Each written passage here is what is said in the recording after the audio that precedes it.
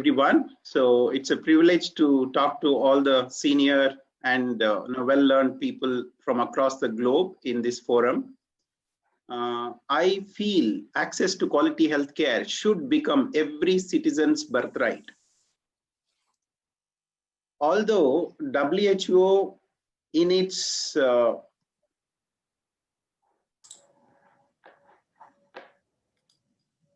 okay, so why is the screen not moving?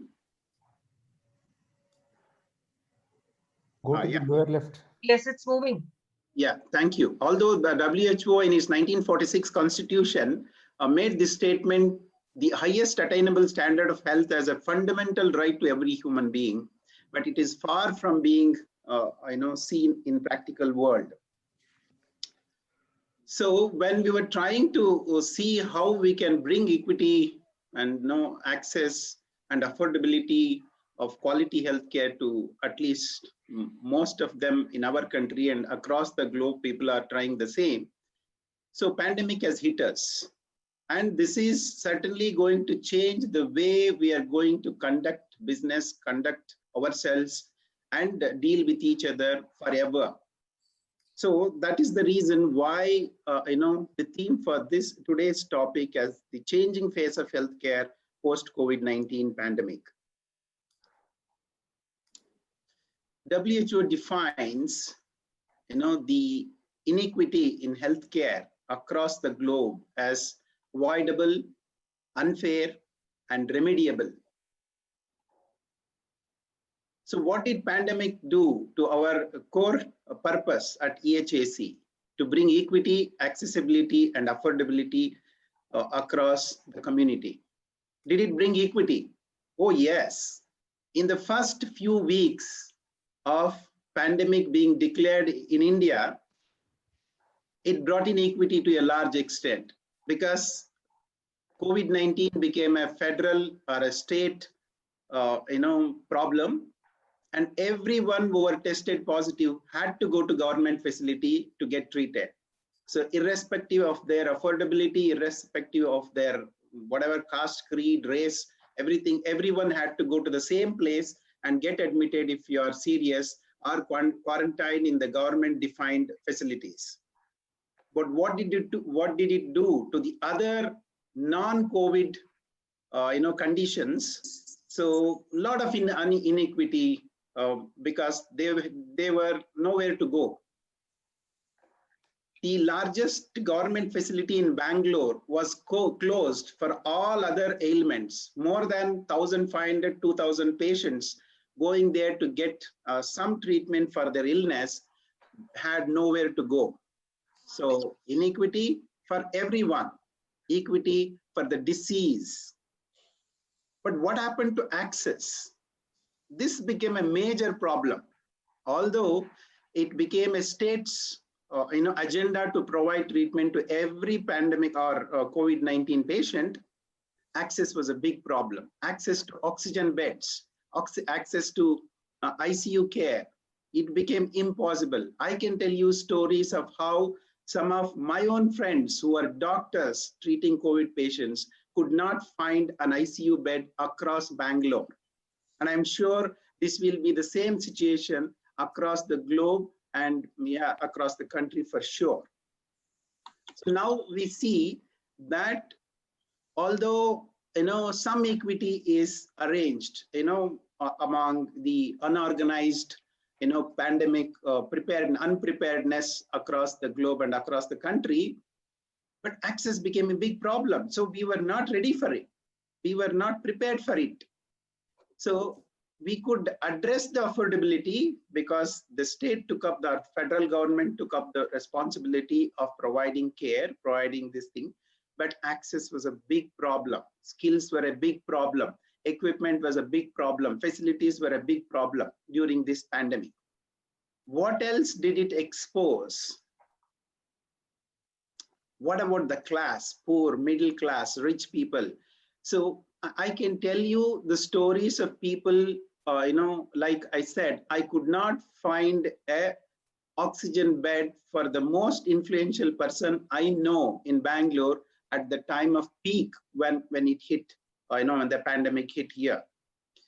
because Bangalore, although we had a lot of time, it hit, the other countries, and then it came to India, and we had a lot of time, and we knew that it is going to come some or the other day. What happened in Bangalore was, the government, brought in everyone together, private NGOs and government doctors. We all sat together. I was a part of the governmental, whatever committee they made, and we sat together and planned for at least 2-3 weeks. And then what happened? Everyone relaxed. So because it hit Mumbai, it hit Delhi, and Bangalore seemed to be immune to it. But very few cases in the first month or so, and everyone relaxed, and no plans. All the things we made, all the points we made, all the human resources, all the equipment, all the facilities, what we planned, were not implemented to the fullest. And then Bangalore received the blow. So again, you are not ready. So everyone, grappling for oxygen beds, ICU beds became, very problem. Highest problem was ICU beds. Fortunately, by this time, we had learned that it was not the ventilators. Although we had made a committee to, buy and create our own ventilators, it was not required as such, because the treatment for COVID-19 changed when it moved across, from across China to Europe to US to India. So something happened. So, or maybe we learned more about it, but it did not solve the problem of our unpreparedness for COVID-19. So in COVID has disproved all the myths and all the pundits from across the globe in its projections about peak and projections about death and projections about everything, about treatment.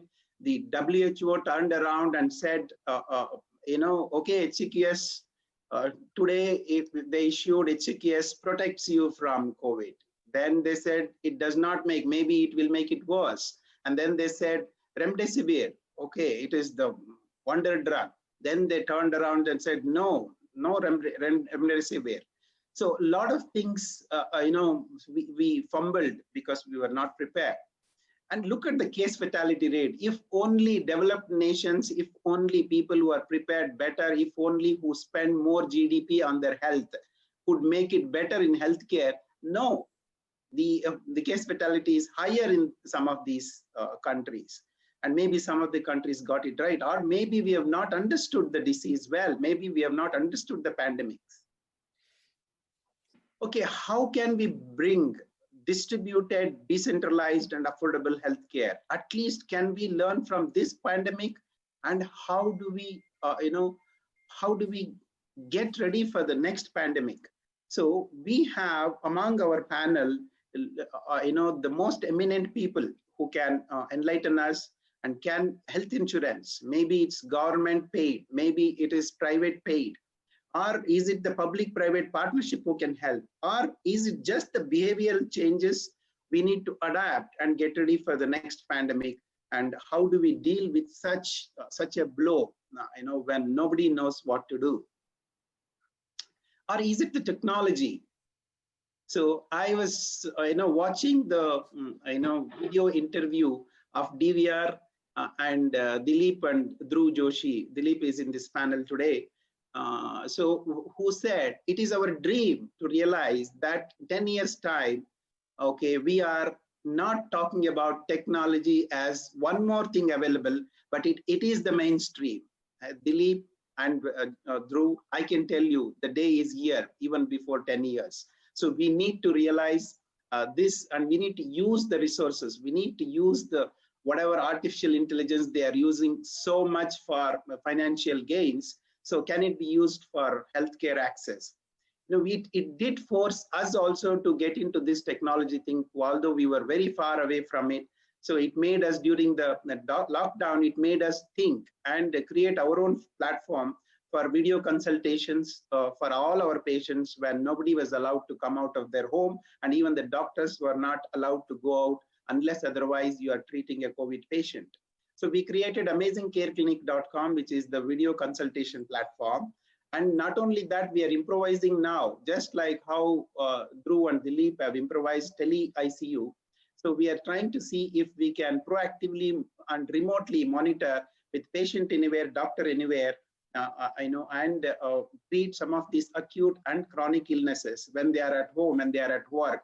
You gather their health information and modify and assist them, in achieving a better health for tomorrow. Or is it time to think big? Can we make healthcare as #1 agenda for the world, for the country? Can the governments and the NGOs and all of us sit together and create a plug and play system where yes, there is a pandemic and the button is pressed and everyone alerted, and we have a plan where it is it is just implemented, just like military precision. Everything takes over, government takes over, or the supreme body which sits somewhere can take over and manages every hospital, every patient, every nurse, every doctor is guided from this body, which is going to be, or I don't know what. So let's see how our panelists can help it. We have with us today Professor Subodha Kumar. I think he has achieved so much in his career. He is a distinguished professor in marketing and supply chain management at Fox School of Business, and he is the director of Center for Data Analytics. This is what is required. We need to manage, and create healthcare delivery innovations. We have had phenomenal success with medical technologies and all those things. It is the healthcare delivery innovation. So what Pavitra believes in providing basic healthcare to everyone across the rural India, or what Professor G.N. Rao believes, that healthcare should not be for profit. It should be for providing. It should become your right, your birthright rather. So let's see what Professor Subodha Kumar has to say regarding all these things. We have with us today in the panel who will be moderating the session, this session, Dr. Rajesh Iyer. Dr. Rajesh Iyer is my friend from last 15 years. He's a distinguished neurologist and epileptologist. And I can tell you his patients who are epilepsy patients had to face rather lot of inconvenience during this pandemic, because they were not allowed to go to hospital and doctors were not accessible, and this technology is not still in place, and all sorts of they could not find transport to come to the hospital. I'm sure he has found new ways, he has learned new ways how to deal with his patients. He has also been a healthcare entrepreneur, and let's see what we can learn from his experience. We have with us Dr. Dilip Raman today, the co-founder of Cloud Physician, the front-runner small tele-ICU solutions. Their dream to make technology as the front-runner for taking care of ICU patients across the globe, I'm sure is here to stay. So he will add that bit of technology to today's discussion, I'm sure. So we have with us today Dr. Manju Senegar, a professor of medical oncology, and I think one more attribute of her is she is already the member of WHO expert group on essential medicine list and a few other working groups, and she's also the secretary of Hematology Consortium.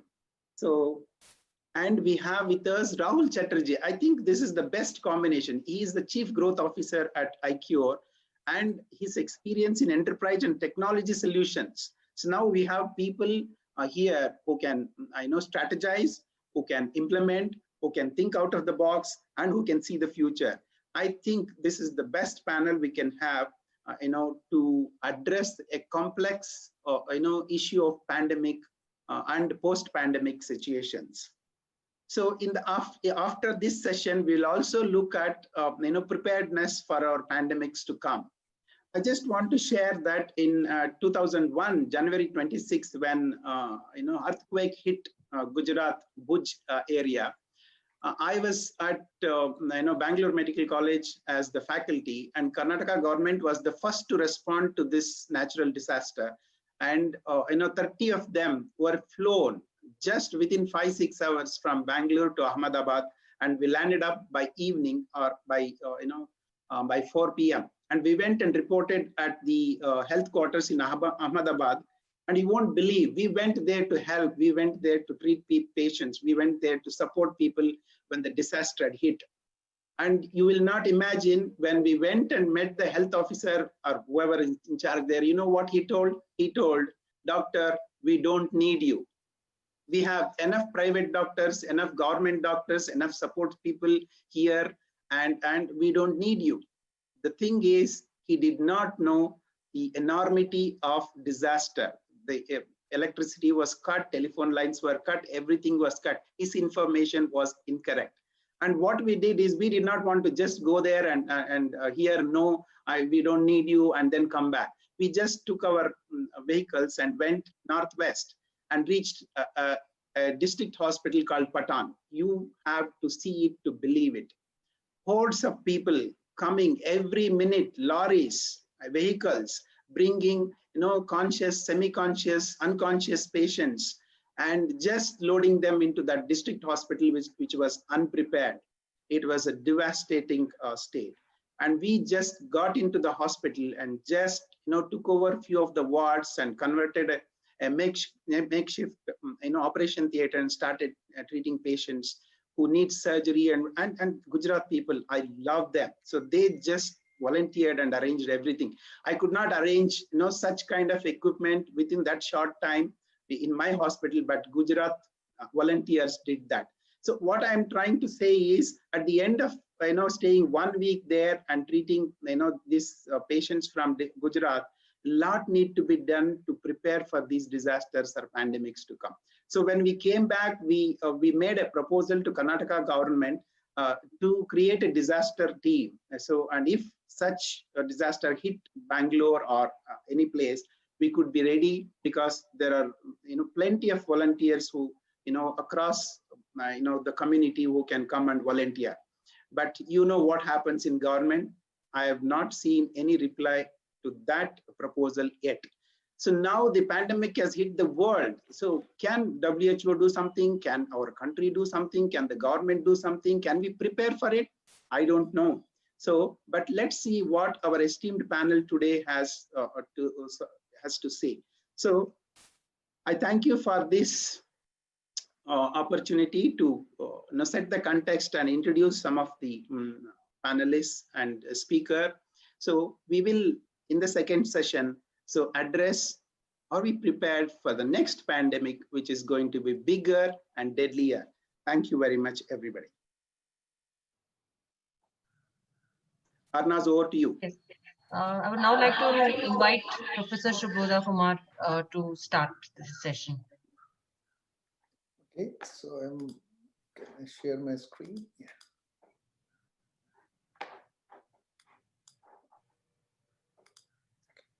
Can you see my screen, all of you? Yes. Okay, perfect.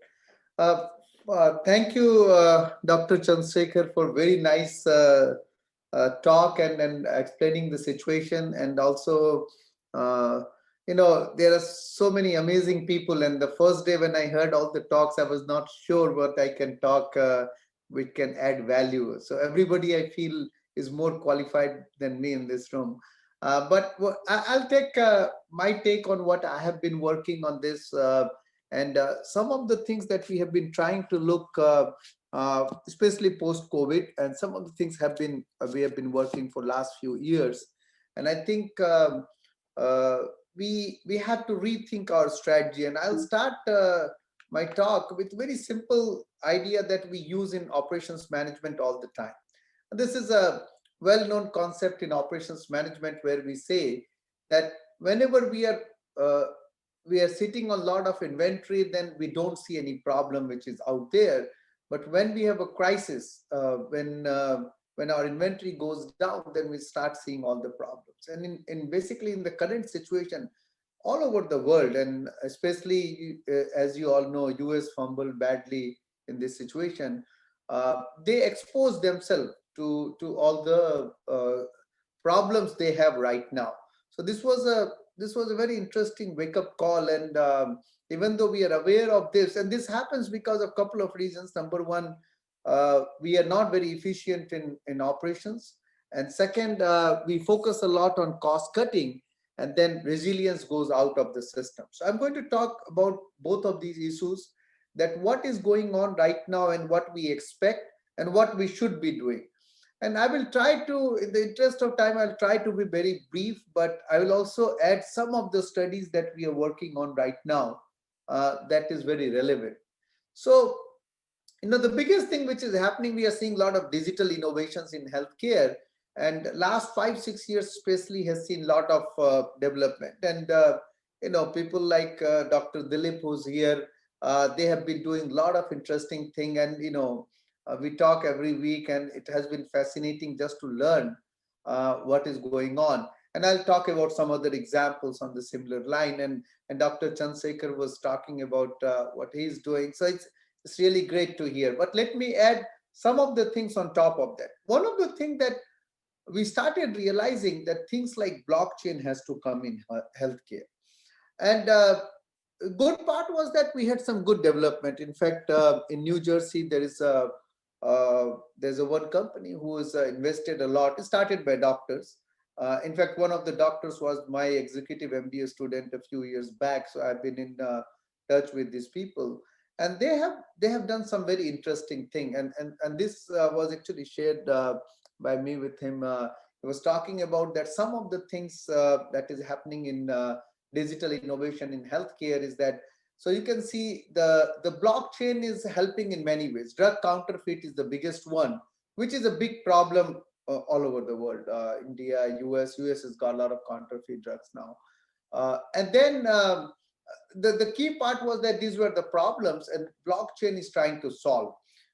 We can have one whole session on how blockchain can impact healthcare. But some of the things that we can see here is very easy to see in the COVID situation. Drug traceability, and as well as how to manage drug. We are talking about Pfizer drug, which has to be kept at -70 degrees and so on.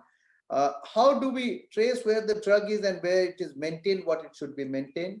All the data management, clinical trials, claim, because blockchain can make everything visible and no chance of making any fuzzing any system.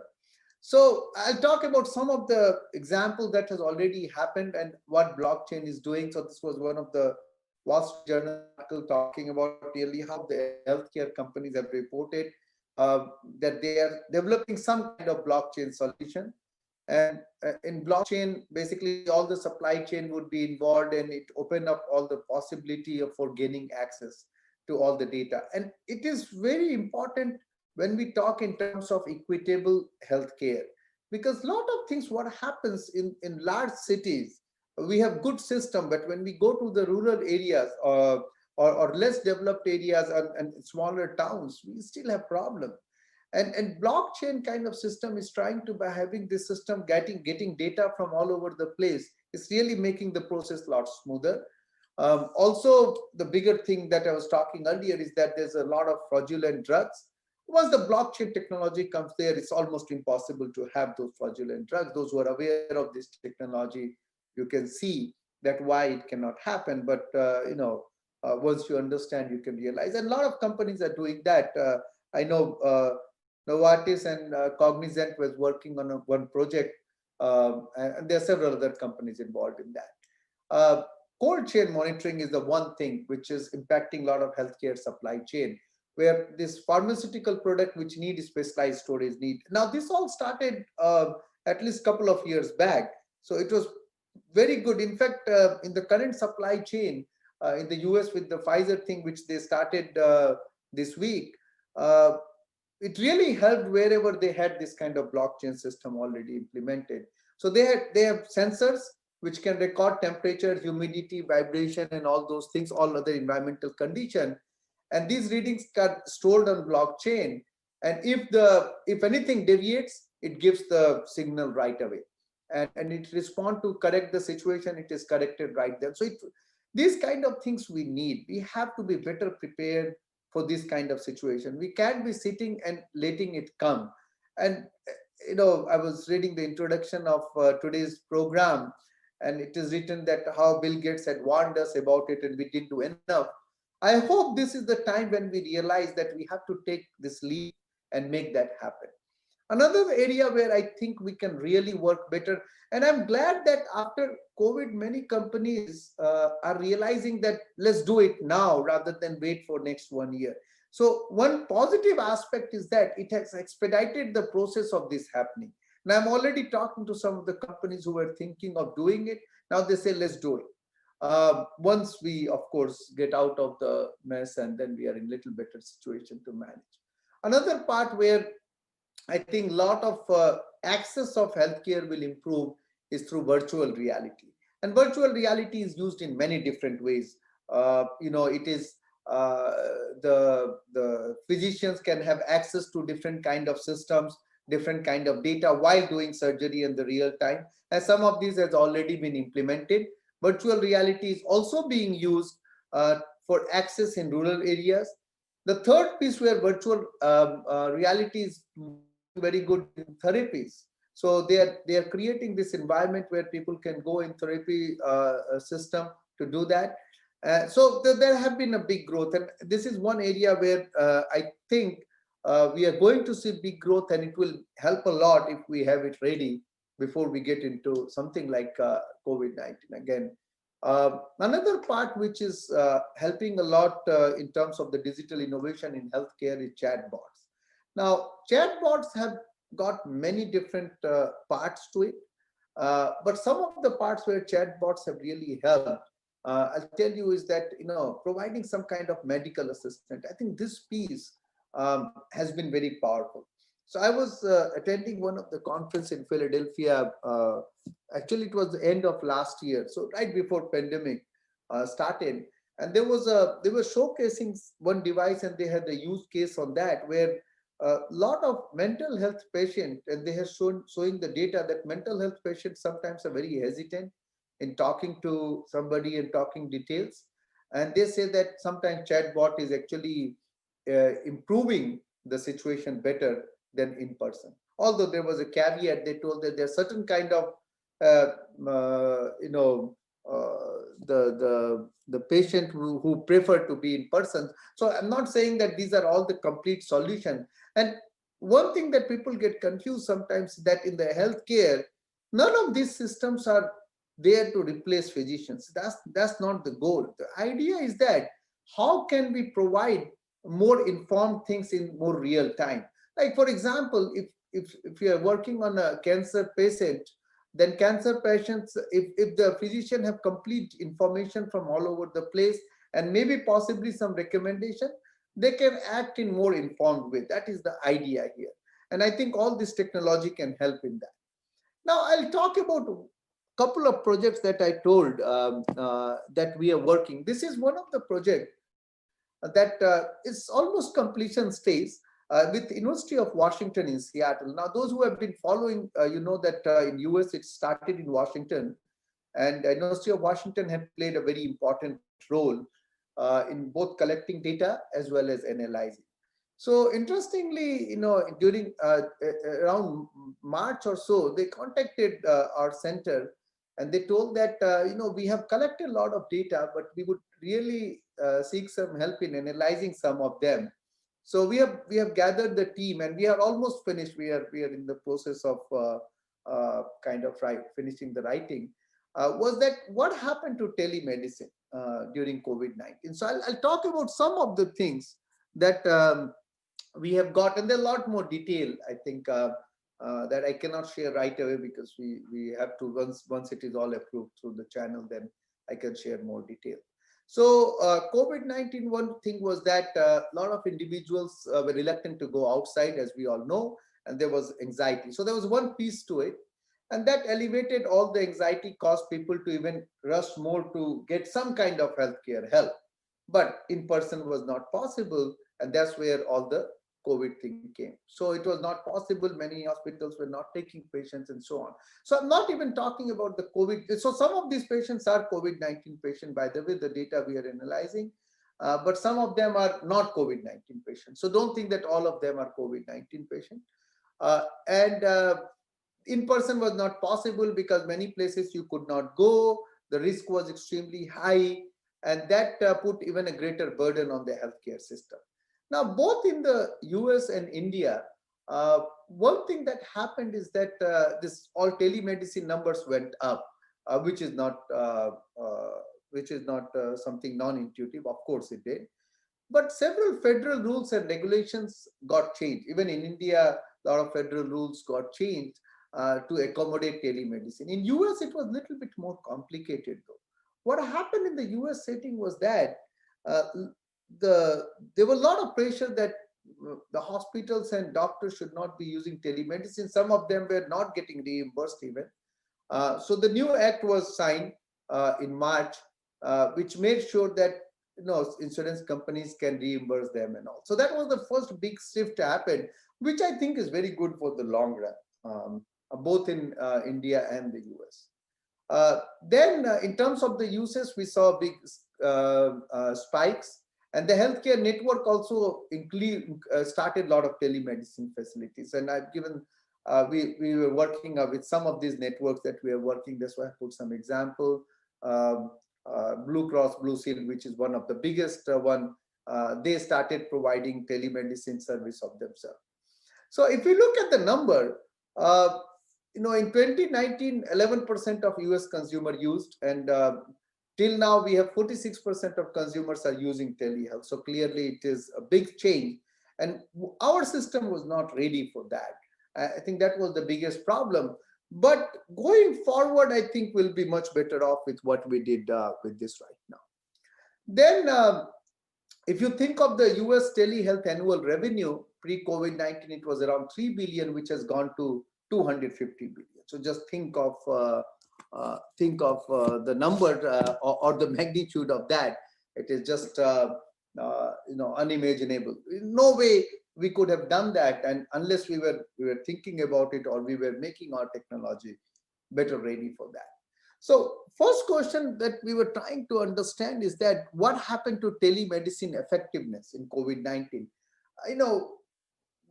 Basic understanding before I even started working on this was that, and the bigger question was that what should they do going forward? That's why we are doing this project. So University of Washington is very interested in understanding that what is the next idea. So what was happening is that in terms of telemedicine adoption and effectiveness, what we found that some consumers may feel comfortable, but others were feeling very anxious. So there were two scenarios. Telemedicine was more effective when COVID-19 started, or less effective. And earlier I thought it has to be more effective because more staff is resourced towards that, and that's what we would expect. It all should be great.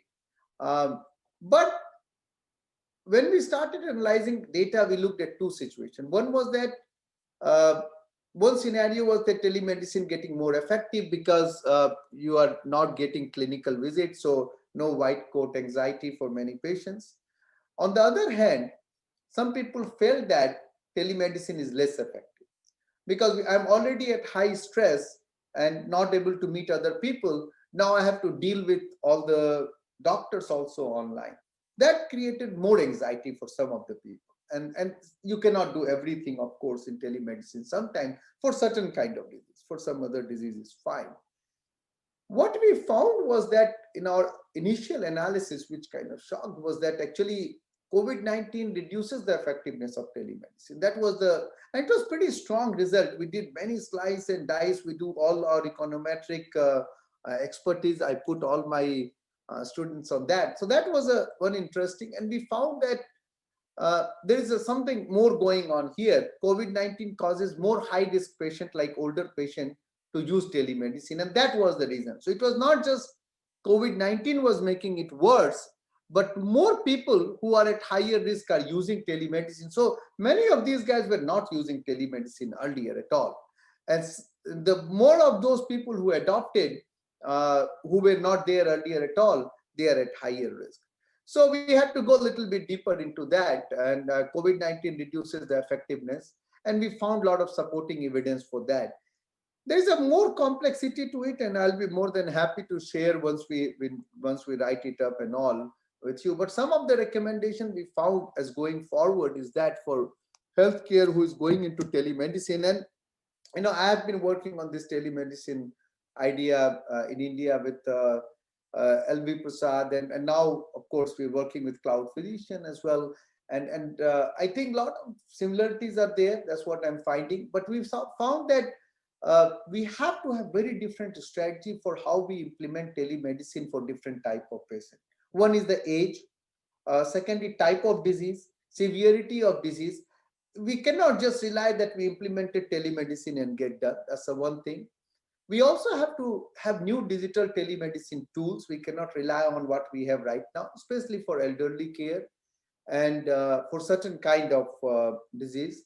Also, we have to train healthcare providers. That was the biggest challenge right now, that how you can still create interpersonal relationship in telemedicine. I don't think the whole healthcare system was ready for that. A lot of simulated testing. So we are planning to continue working on this and take them to next step. But I thought that was something interesting. Now, before signing off and going to our panel, I'll talk about few things that we have been working in Indian healthcare setting, and I'll stop with that. Indian healthcare setting after COVID-19 situation, there had been a lot of renewed interest in a lot of interesting things, digitization, and some of that was going on, but now we have much higher interest in that. Convergence of key industry platform for some kind of platform creation from different players, some standardization of data architecture, better governance, and also how you can have incentive alignment for different stakeholders. Now, there have been a lot of implementation challenges, I can tell you, on what I have seen till now in last 7-8 months, or even before that. A lot of data in India are on paper prescription. So we don't have electronic health record many times. We have many different kind of practitioner, and sometimes that create confusion too. And then we have privacy restriction. Now, the good part is that it leads to a lot of opportunities, actually. And these opportunities basically are leading to data standardization, and there are a lot of learning, data integration, healthcare information exchanges, which I work very closely. I'm working for last 10 years on that. I think lateral learning from can happen. It is already happening. We are moving towards that. Co-opetition is happening, convergence of interest of competitor. And these are some example on that Swasth platform, but there are more on that, many more on that platform. I've just put some of them. Now, in terms of going towards digitization or digital transformation, I will focus on this couple of projects that I've been working. These are the project in collaboration with ISB students and with a company that is based in both Philadelphia and India, which is QuantLeap. And we have been, interestingly, we gave 2 projects to our business analytics student at ISB, and they both got best project award in last 2 batches. So we're very happy and proud that they got something which is, and these are all directly implemented, already implemented. So I'll show you what we tried to do here and where this whole AI machine learning aspect that we are talking in healthcare can go. In the first one, we looked at the thermal image classification. And the problem here was we are looking at diabetic foot disease, which is impacting everyone in the system. It's a global problem. Medical cost is huge. It's around $17 billion. And there are a lot of increased amputation. Per day, we have around 3,000 per day. So what we did was that we took this data and with, of course, the student helped us in that. And we started with data analysis. We did a lot of statistical analysis. We went into simulation, data mining. We went into all the image analytics methods, deep learning, Internet of Things, data visualization. And at the end of the day, just to give you some glimpse of it, we created all these images, and the whole idea was that here there is no intrusion done. It's all through image analytics. We were trying to understand what kind of disease is there.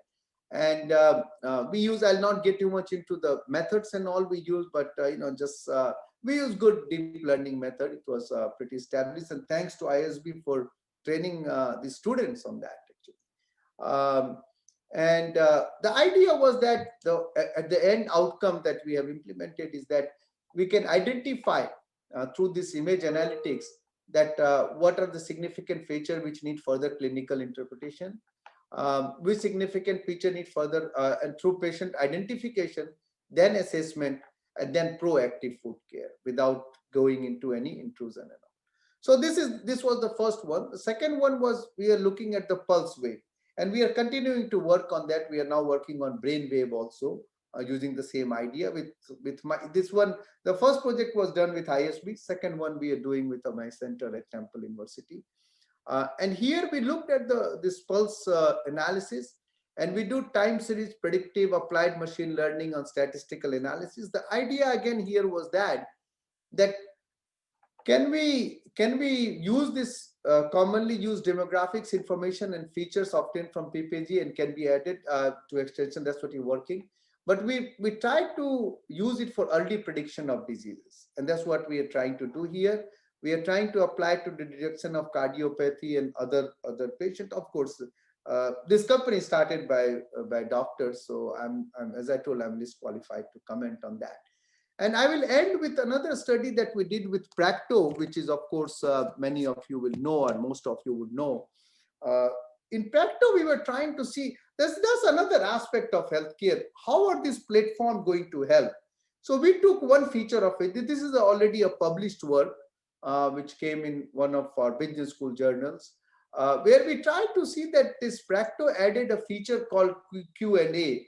And we were trying to see that does it really help physicians, does it help in their rating? So we looked at the review part of it.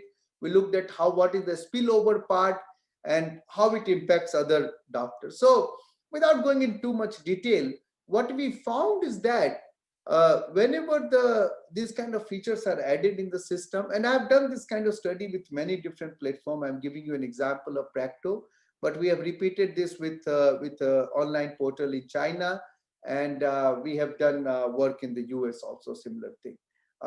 The US one is not in healthcare setting, but very similar idea. But what we found is that there are a lot of signaling going on with the new features added on that platform. There are a lot of spillover effect in terms of other doctors also benefit from that. There are a lot of peer effect, and also there are a lot of moderating factor like doctor specialty. So the idea of these kind of things, how to design better online healthcare portals, that's what we try to do. And I think that's another place where after COVID-19, we need to really think about it very carefully. So to respect the time and go to the panel on time, I'll stop right here. And of course, we will have more Q&A, and in the panel, we will have more discussion. So I'll be more than happy to take any questions later on. Okay. Thank you. Thank you for listening. Thank you, Professor Subodha. I would now like to invite Dr. Rajesh Iyer, who's going to be the moderator for the panel. And I would like to, invite Dr. Manju Sengar, Dr. Dilip Raman, Mr. Rahul Chatterjee, and Professor Subodha himself to take over now.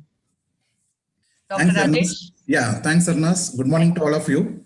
I think it was a brilliant talk by Dr. Subodha Kumar, and you have probably captured all those things which are absolutely essential. And your observation in US is probably the same. It's going to be the same all over the world, I think. Now, we are discussing about a post-COVID scenario, but actually, I think we are still through the pandemic, and probably, I think, towards the tail of the pandemic. But it's difficult to say whether we are going to get another second wave or not. Only time will tell us. But there are a lot of learnings from what we have seen during the last 6 to 8 months, and in various dimensions. The government authorities have learned a lot of things, patients have learned a lot of things, and healthcare providers have learned a lot of things during this COVID pandemic. And many of these things are going to remain. Not that once the pandemic is over, it's going to get better. So probably many of these things are going to remain like that. Now, what I have seen is, patients have chosen to use hospital facilities only in dire emergencies. There have been a lot of casualties because of not, being able to get the appropriate healthcare at that point of time. And probably it's still continuing even now. And at the peak of the pandemic, there was almost 70 to 80% dip in the number of footfalls in the hospitals, even inpatient services. Many of the elective surgeries got cancelled or postponed, and hospital revenues, took a huge beating. But then, corporates are pretty smart, and it's something like make hay while the sun shines. So they started opening up to COVID admissions, where many hospitals initially refused. And then what we saw is the cost of treatment went up quite dramatically. An ICU bed, which used to otherwise cost 30 to 40,000, suddenly went up to 1 lakh to 1.5 lakhs, and the hospital revenues got restored. And many of the sick units, hospitals which were almost on the verge of closing down, started getting back their business and survived. But then patients who initially refused to come to the hospital are still not okay to come back to the hospital. And as Dr. Subodha Kumar was mentioning about telemedicine, many people have adapted to using telemedicine, and they're quite comfortable for chronic diseases like epilepsy, diabetes, hypertension, to get their treatment done remotely, where visiting a hospital is not going to make a big difference. So in this panel, we have quite interesting composition of specialists as well as healthcare providers.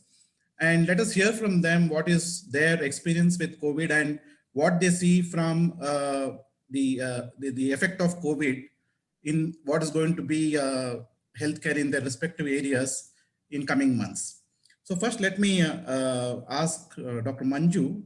Manju is an hemato-oncologist at Tata Hospital, and about to share her experience about onco-care during the COVID and what is the scenario as of now, and what she could predict, or what she can expect in future.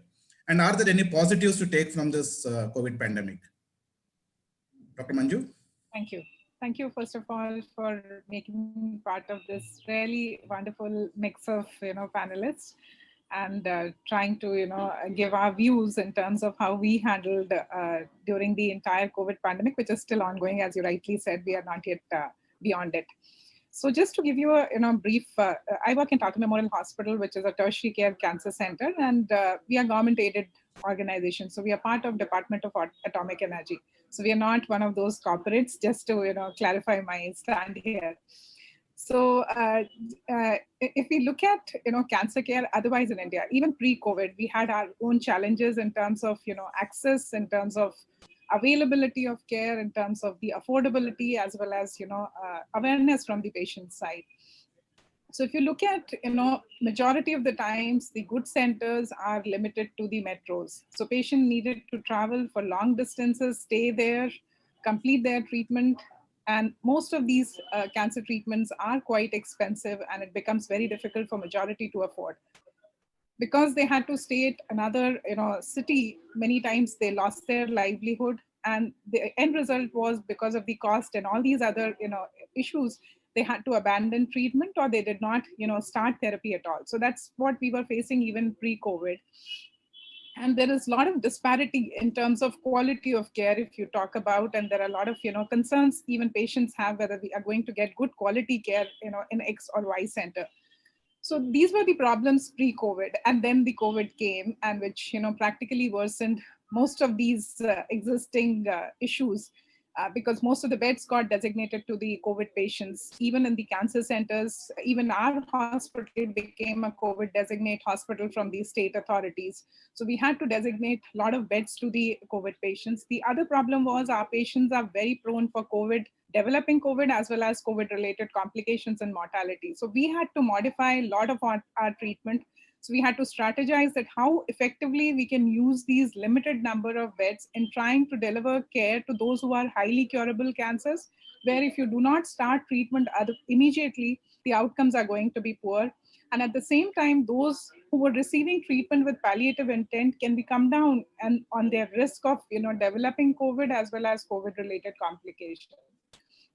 So a lot of treatment in the palliative setting, moved from intravenous therapy to oral therapy wherever it was available, trying to cut down their hospital visits as much as possible. So we started within the hospital teleconsultation services, because that was one way to handle those who are on oral therapy or those who have completed their treatment and are scheduled only for follow-up. So that's where, we started our own teleconsultation services. We rescheduled a lot of appointments, changed them from physical appointments to the teleconsult appointments. Another big challenge was how to, get these drugs across, because not only COVID, then the lockdown came in, and those patients who were coming from far off, places within the country to our center, they couldn't travel. Even patients from within Mumbai were finding it difficult to travel and come to the hospital.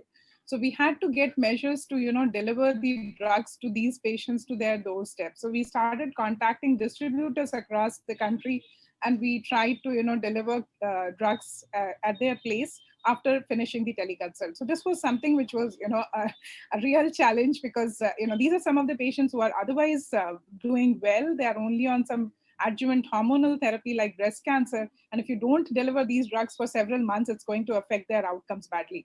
So that was something which was, really, really the need of hour at that time. The other important thing which probably happened is a lot of these patients who were otherwise not going to their own, native place oncologist or the cancer centers, they started, reporting to those centers. So in fact, it was, we saw a significant decline in the number of patients coming to our center in Mumbai, and we saw a significant rise in these patients at our satellite centers. So Tata Memorial Center has around 7 satellite centers across the country. So most of these satellite centers, they started seeing an increase because the local population started traveling to these cancer centers rather than coming to Mumbai. So a lot of things, this pandemic has taught us. And first and foremost is that, we need to really look hard and, try and decentralize care as much as possible. So I'm sure, some of you may know that TAE has been running an initiative called National Cancer Grid, which is a network of around 220 centers as of now. And the whole idea is to have uniform care across the country, irrespective of wherever the patient is from. He can access the same quality of care if we were to come to, Tata Memorial Hospital, or for that matter, any good tertiary care cancer center. So with that effect, we have, developed guidelines. We have tried to, do virtual tumor boards. So even if there is a patient who is from a remote part of the country, can get similar care with the multidisciplinary experts available from across centers, so that he or she need not travel to any other place and just get the care there. Digital pathology, telepathology, these are the initiatives which are there as part of National Cancer Grid, so that, this can be delivered. And I don't think we can now move away from teleconsultation. In fact, we've realized that a lot of these follow-ups, a lot of these patients who are on oral therapy actually need not come, every 3 months or so to Mumbai, or for that matter, any other large city, leaving their jobs, losing their wages. It can all be very well managed locally. And, this should continue even post-COVID. It's not just during the COVID. These are some important lessons. Another thing which is just going to hit us quite badly is, we said that affordability is an issue in our country, and now with loss of wages, with COVID, many people losing their jobs completely, this is going, and majority of the funds being diverted through the other COVID related issues, we are going to face it much more. So something to really work towards improving the, or controlling the cost of treatment is going to be very, very important. So again, we are trying to run an initiative called group negotiation for drugs and equipment, so that patients can get cheaper drugs, but at good quality drugs, which are going to be much more affordable. So these are some of the things which we are trying to do, and we have to work around these solutions. Thank you.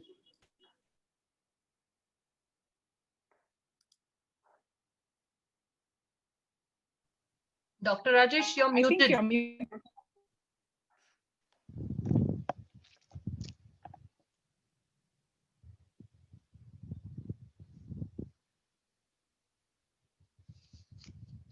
You're still muted.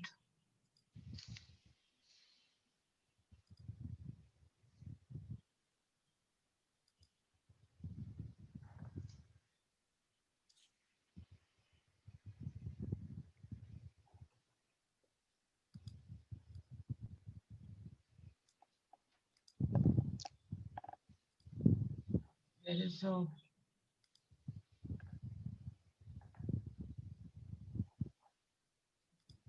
Dr. Rajesh, we can't hear you.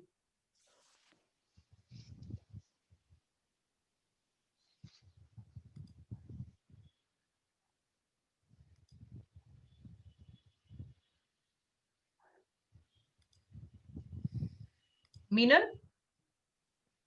can you ask the AV team?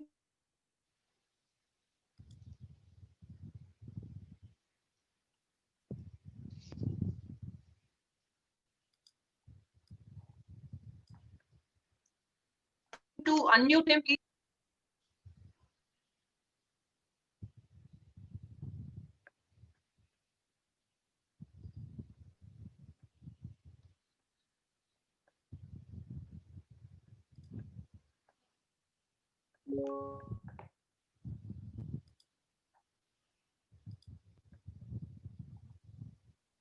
Okay, I think there is a problem with Dr. Rajesh's connection. So he's asked me to, divert the question to Dr. Dilip Raman and share his experiences during this time. Hi, thanks, Arnaz. Dilip here. I'm an intensivist by background, and I run Cloud Physician Healthcare with my co-founder and good friend Dhruv Joshi. So we are both ICU doctors, and we run a healthcare technology company that delivers tele-ICU services to underserved areas, both in metro cities, tier 1, tier 2, tier 3 cities in India.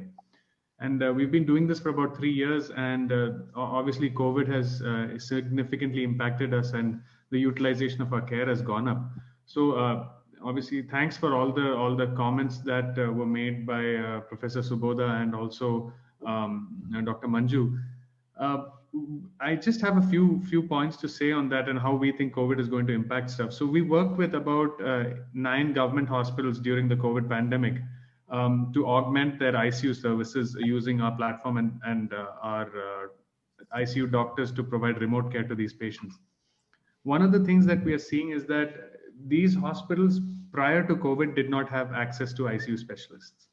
And they are not going to have access to ICU specialists even after COVID. The key here is that the government machinery in tier 2, tier 3 cities will need to be incentivized to drive innovation. So what is happening in these areas is that once the COVID surge is gone, the understanding is that maybe we don't need high-level ICU care, but that is a fallacy that we'll need to guard against, because like Dr. Manju was pointing out, whether COVID is gone or not, the use case of having a decentralized high-quality system is stronger than ever.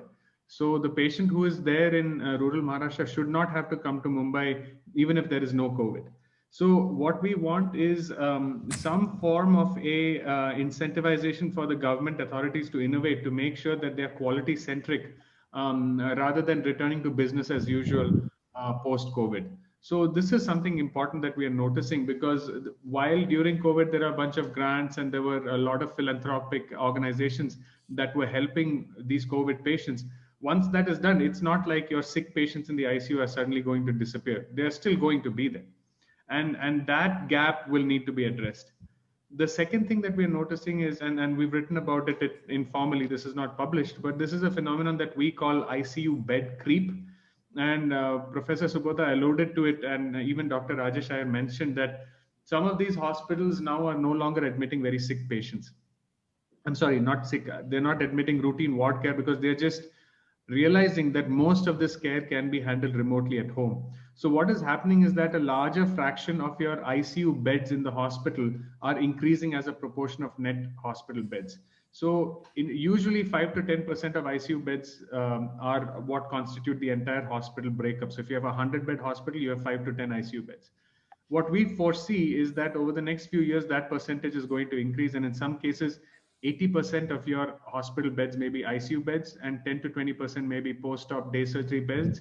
And most of the routine ward care and recovery can happen at home. So this is probably one of the things that COVID will drive forward.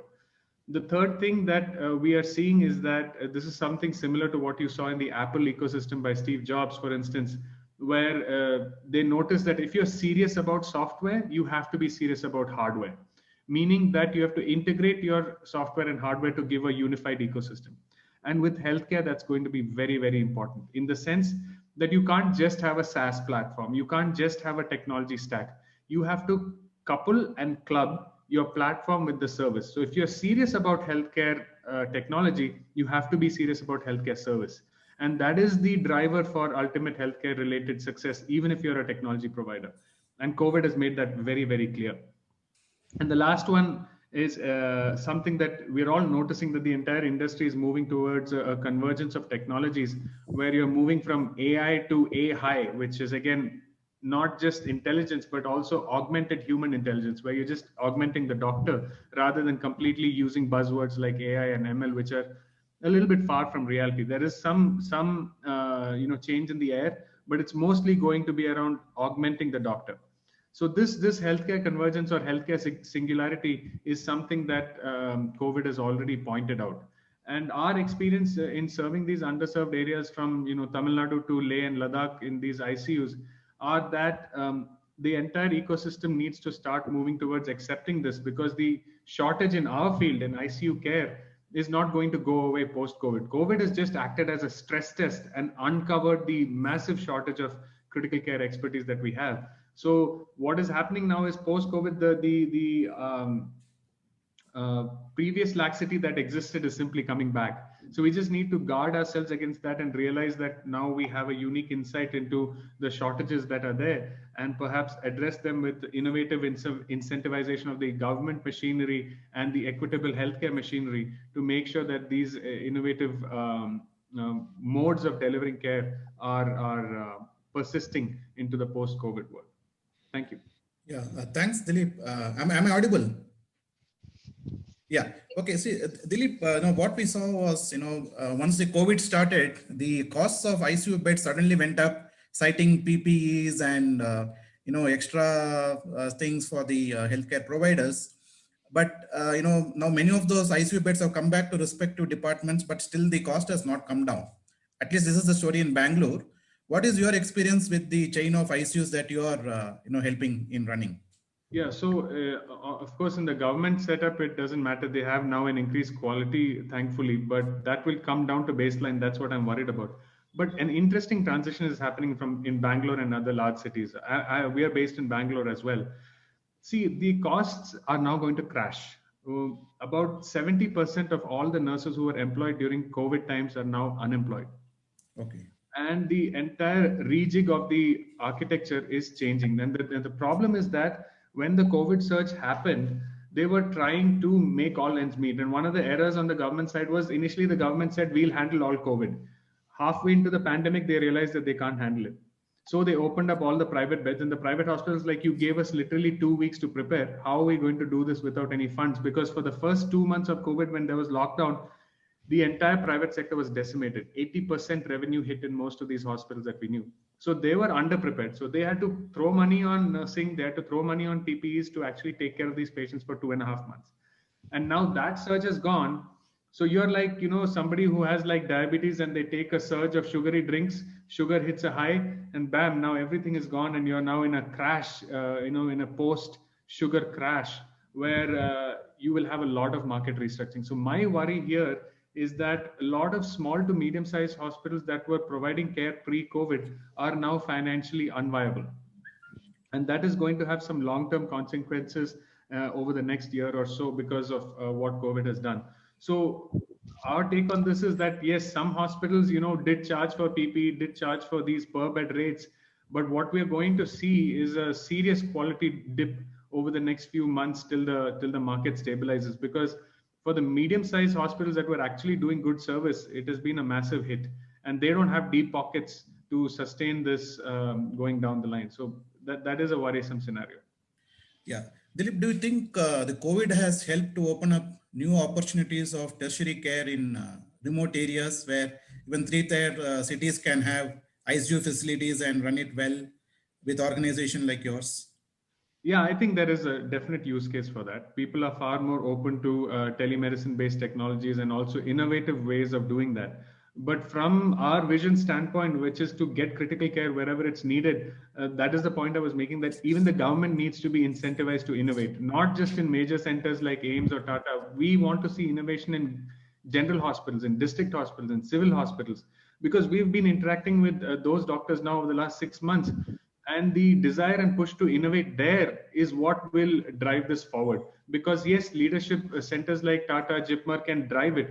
But until the local, smaller district hospitals take ownership and says, no, I want to do this because this is better for my patients, and they're incentivized for it, it's not going to happen, unfortunately. So that is what we are really worried about. And that in turn will drive tertiary care adoption in these smaller towns as well in the private sector.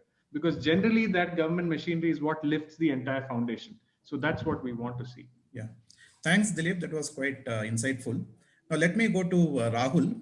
Rahul Chatterjee is the growth officer of iCure. iCure delivers primary care services through telemedicine primarily to a large population in remote areas. So Rahul, can you share what is your experience during the COVID and what learnings or positives that emerge out of it as far as delivering primary care to digital areas are concerned? Over to you, Rahul. Yeah, thanks, Dr. Rajesh. Can you hear me? Yeah.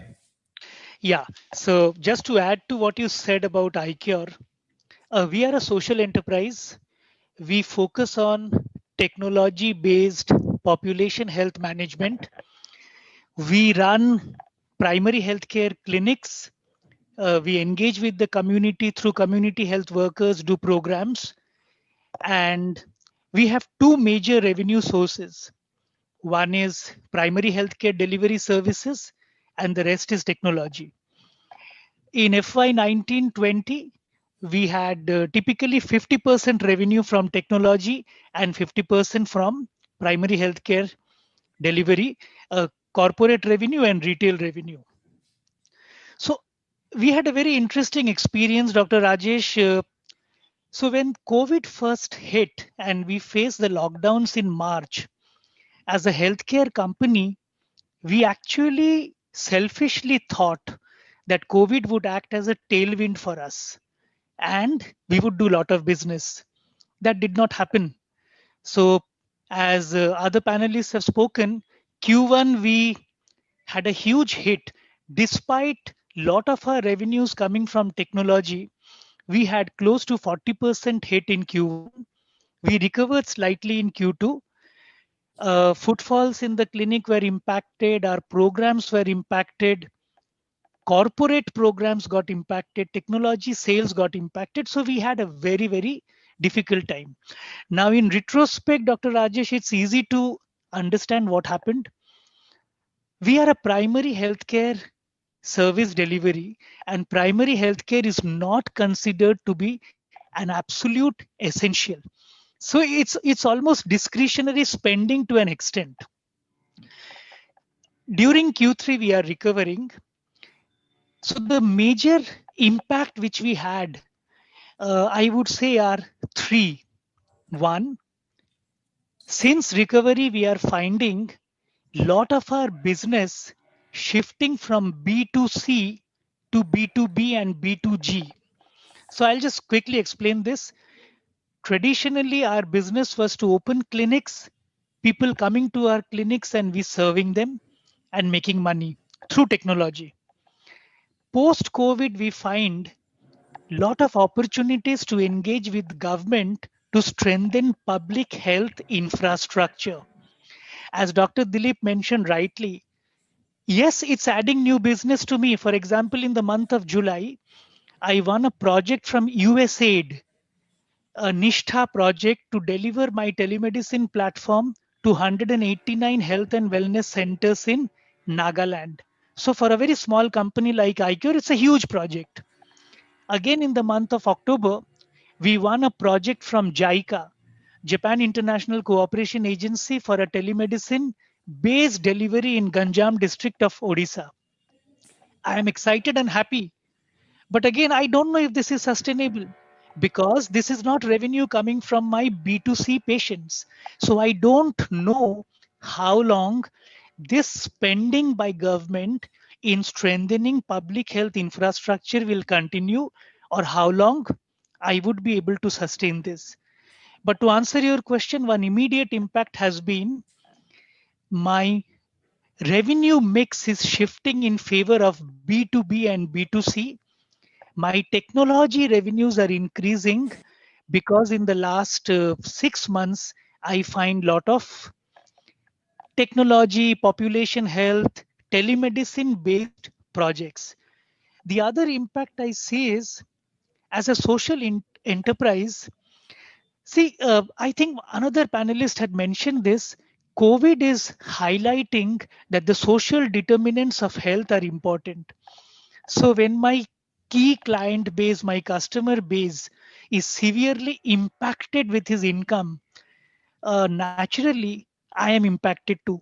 So I think, and since we serve the underserved population, I actually fear that without grants, without lot of technology revenue, without lot of government or foundation revenue, will COVID actually challenge the sustainability of a private primary healthcare organization? So I'll stop here, Dr. Rajesh, in case you have any clarifications. Yeah, Rahul, thanks for that insight.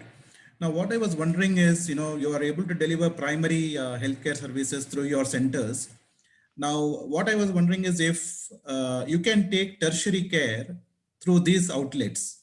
Now, for example, now we know that somebody who wants to come and meet a specialist has to spend a lot of time and money.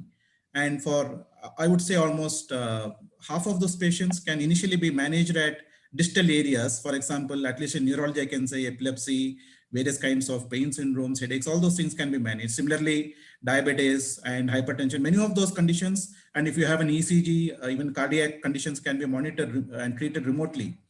Do you think this is a right time for organization like yours to expand into considering specialty care at the doorsteps?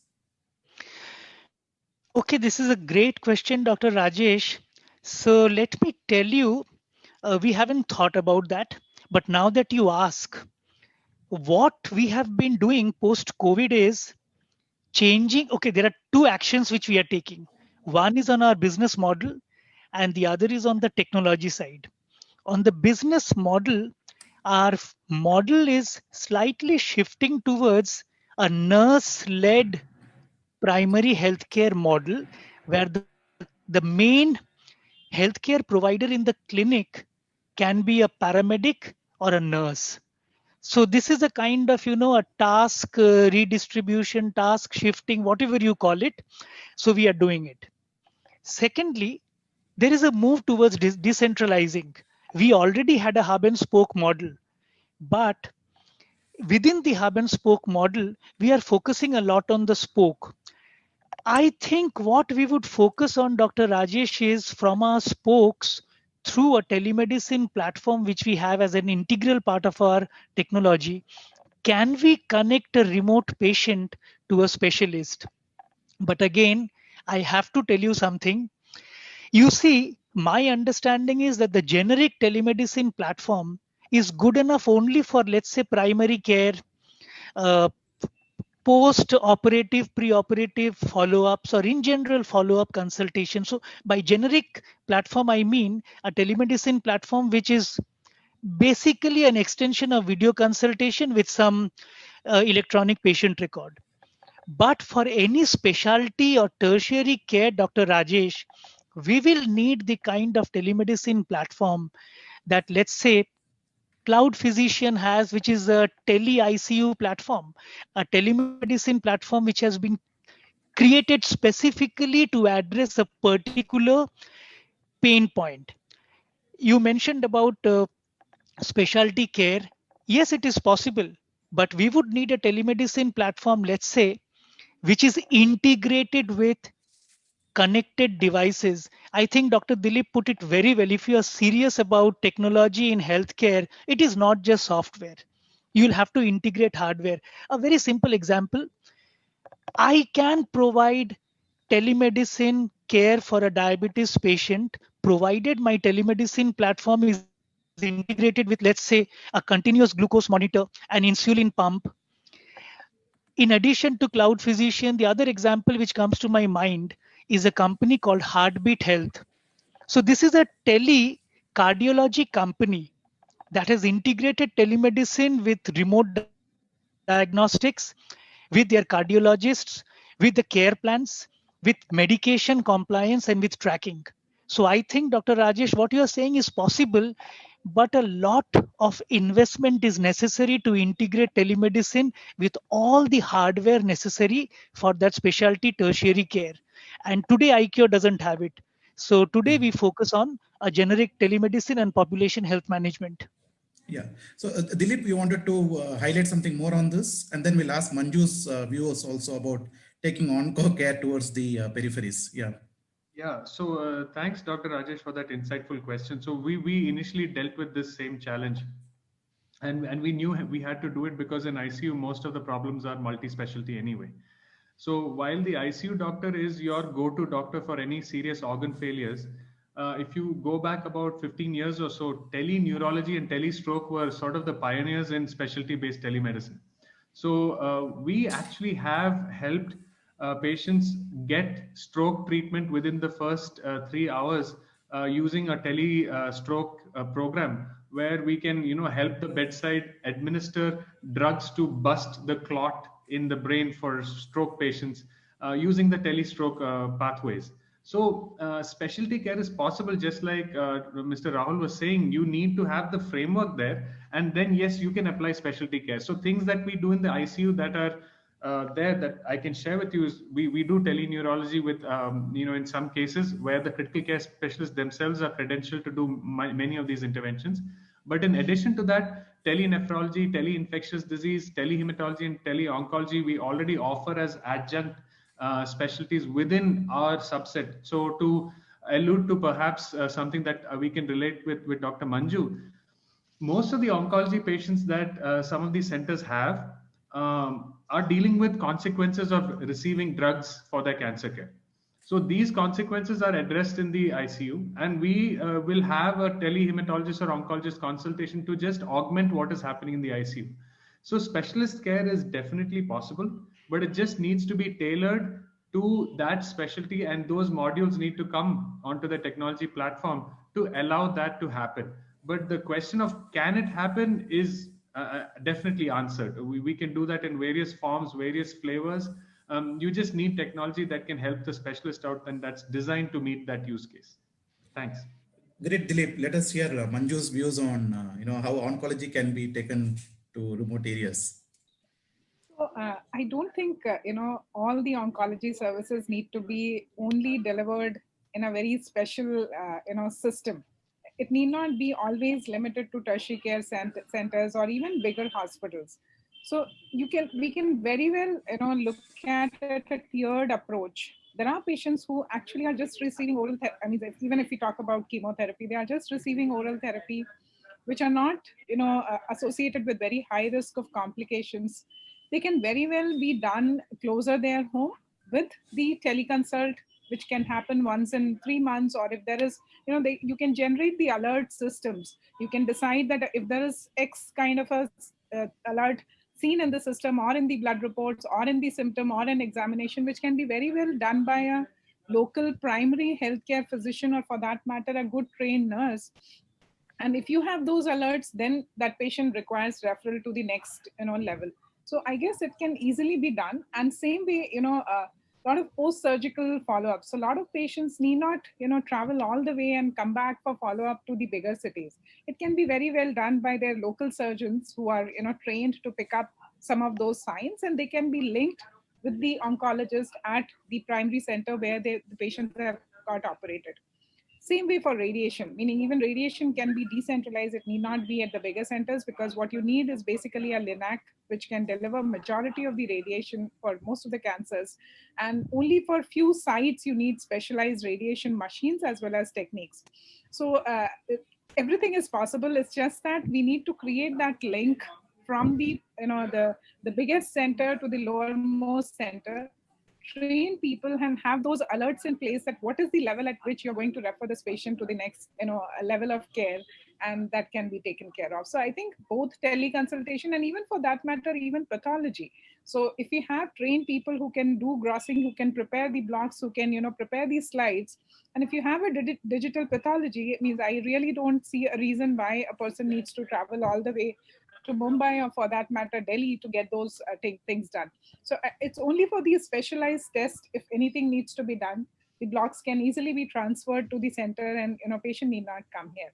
So that's what I feel, that we need to really start looking beyond big centers, beyond only limited number of handful of specialists that only they can deliver. I don't see that's the reason, even in oncology. Yeah. Thank you. Great, Manju, because I was just having this question in my mind. Can diagnostics be done at tertiary care? I think you answered that, because in oncology, the diagnosis becomes very, very important, and it carries a lot of meaning. And if that can be done remotely, if you can get the microscopic pictures sent to you, and if that can be done, probably onco care can reach the distal areas of our country. Now, let me go back to Dr. Subodh Kumar. following this COVID pandemic, there are a lot of new opportunities for people. For example, the PPE industries, the mask industries. In fact, in Bangalore, there were a lot of people on the streets selling masks. So similarly, a lot of opportunities for other collaterals out of this pandemic. So what do you think about the collateral development of businesses apart from healthcare as far as this COVID is concerned, and what are they going to do after this pandemic?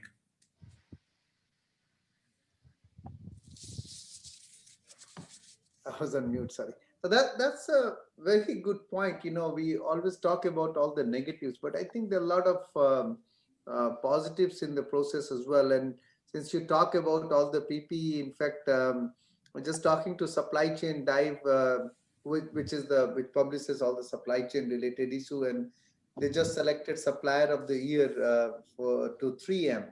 And now that was one of the positive which happened with 3M. Actually, they had a system with a company called Foursquare for their supply chain, but they were sitting on it for quite some time. And in April, they decided that they just were not able to move without that. So they immediately switched to that system, and all the visibility improved in the system. So that was clearly a positive outcome of that. If this was not the situation, I think 3M or many other companies would have delayed this kind of process. And that has a long-term benefit for a lot of people. It will improve both the efficiency in the system and resilience in the system. A lot of cost, what consumers are paying right now in the whole supply chain is because of lack of visibility. And a lot of supply chains which are directly related to healthcare or not related to healthcare could be like toilet papers and all the cleaning supplies. All these companies move to a more visible system.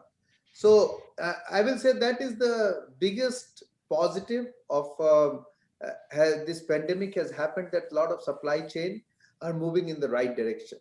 Another thing that I was trying to, I talked a little bit about that all technology related development, which we're touching in healthcare, not just telemedicine, but all AI machine learning thing, that has got a big boost. So in fact, next year is 2021 is projected to have the largest growth in AI machine learning based technologies, not just in healthcare, but all the areas. And that happened mainly because of all the deficiencies we realized during COVID-19. So that I will say is the second thing. So we are going to see a lot of growth, and that will lead to a lot of other businesses. So it will have a lot of positive spillover to many businesses. So actually, in February, when I was last in Hyderabad, I met with one of the companies, startup in blockchain, and they were trying to get into healthcare system. And they just wrote me that they have got a lot of projects lately, that a lot of companies are interested in moving into that. So I will say that's another positive. In general, basically, what these companies are realizing, they have to get out of the cost reduction objective as the sole objective. So the cost reduction is the sole objective, and focus on the supply chain resilience. And I think that creating more buffer, for example, and in the healthcare system, we saw that we didn't have enough buffer, but in any kind of system, we need to have more buffer.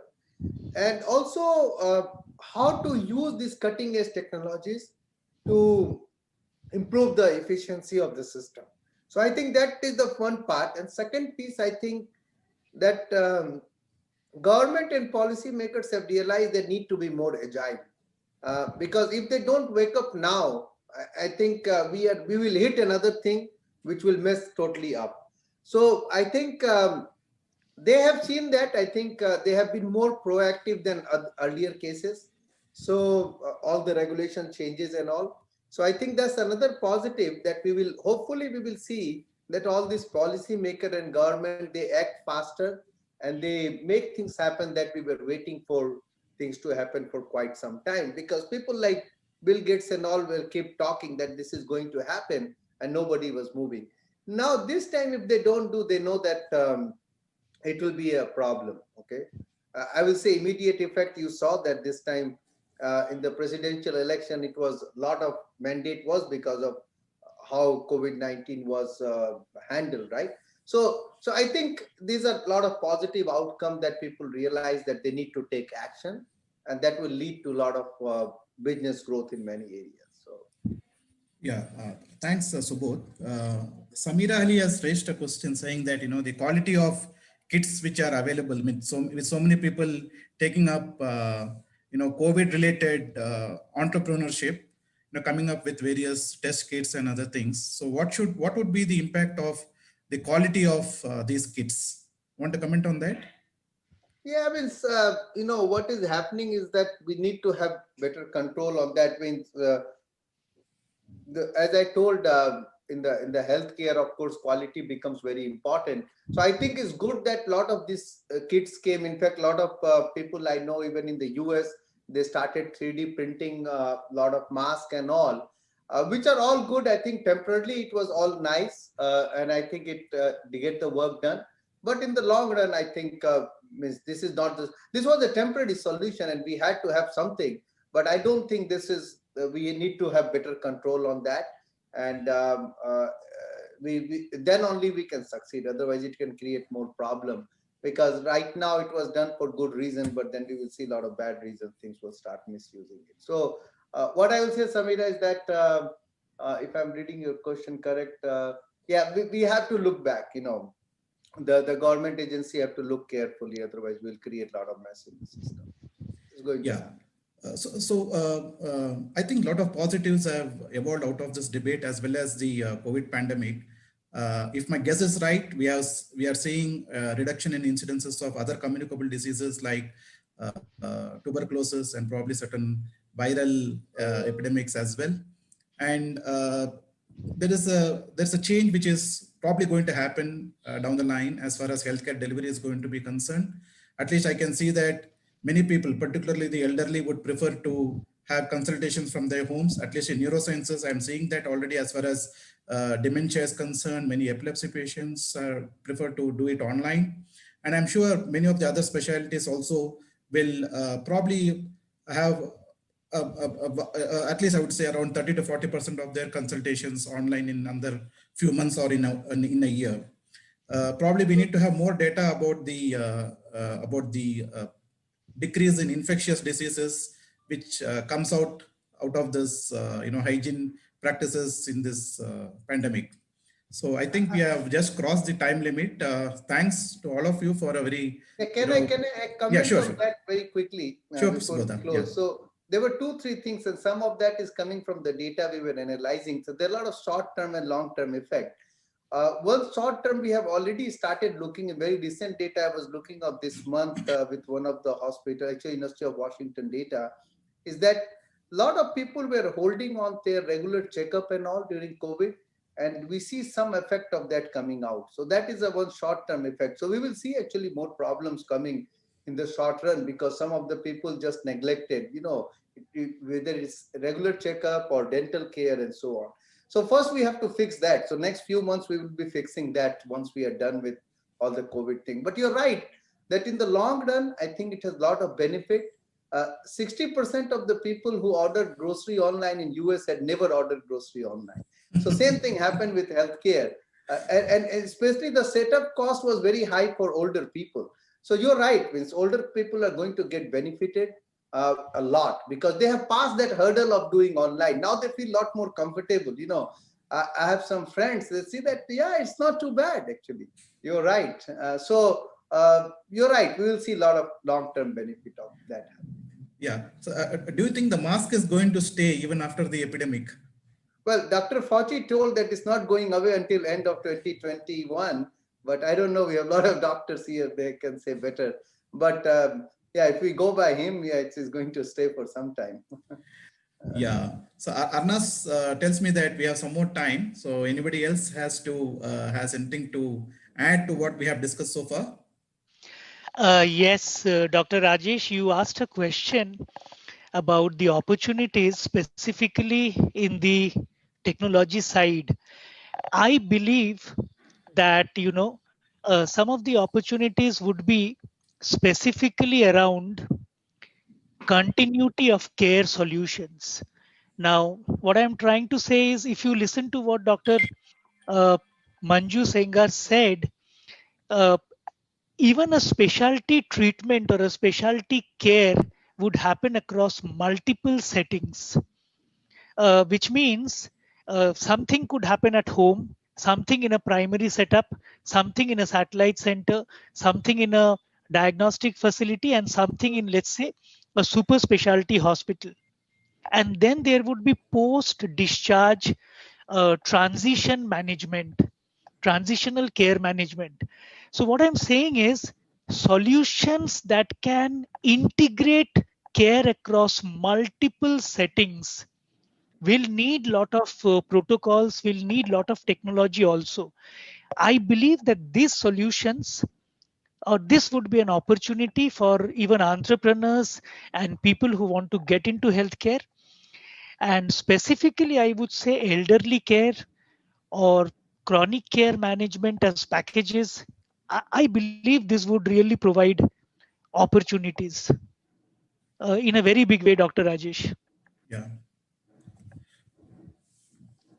So, Dilip, let me come back to you. You were mentioning about teleneurology services and thrombolysis through telemedicine. Well, that is probably something which is very much required with very few neurologists and so many patients developing strokes. And a vast majority of these strokes can be handled just with intravenous thrombolysis. You don't require mechanical thrombectomy. Now, do you find any legal issues here, or any problems with suppose we know that thrombolysis does come with a lot of complications. Do you find any problems with the post thrombolytic complications here? Yeah, so this model was pioneered in the US, and it was there's a pretty direct framework on how to do it. The ER doctors and the doctors at bedside are empowered to do this. See, the problem in India is that some of the rules and people who are making the rules are a little bit archaic. So, for example, to declare neurological death, for example, some of the states mandate that you need a neurologist as part of the panel. Now, in the real world, if you want this to be a sustainable model in India, that's not going to work. So in the US, for example, you allow critical care specialists, you allow neurologists, you just credential them to declare neurological death or death by neurological criteria. That's the right way to do it. So what will need to happen is that you will need to have, as part of the telestroke program, a certain module that the bedside doctor completes and is credentialed, whether they are an ER doctor or an anesthesiologist taking care of a spoke hospital, to say that if you are familiar with the NHS stroke scale and you can follow the tele-stroke instructions by the teleneurologist sitting in Bangalore, such as yourself, then this is feasible. So, for example, what we have done in the few cases we did in India, and I'll compare that with how we did it in the US. In the US, the protocol is standard. The telestroke intensivist comes online, the nurse is there at bedside, the ED doctor is there, and there is a two-way communication. They assess the patient online and say, yes, this patient qualifies for IV TPA. And that's it. Now in India, the problem is that we have to empower the bedside doctor to say that this is potentially life-saving for the patient and will tremendously impact them from a quality of life perspective. And they say, yeah, I will take the medical legal liability. I have received backup from you and I'm going to do it. So as of now in India, the legal liability is borne by the bedside doctor. So that framework is actually what we need. Technology is no longer the roadblock here. The roadblock is giving that legitimizing framework to make this happen. And that is where the government needs to be more pragmatic and practical rather than putting, very hard fences around it, because those fences don't work in India. You can't make laws that are not practical. You will in fact impair service delivery. So what we need is a framework. The technology already exists. Yeah, okay. I think that's quite a valid point, and probably if we can have some kind of certification for physicians or intensive care doctors to take up thrombolytic therapy, just like now anybody can give thrombolysis for acute myocardial infarction. If that kind of a scenario develops, then probably neurocare can get better. At least the stroke prevention can get at least stroke treatment can get better. So there's a question from Anumeha.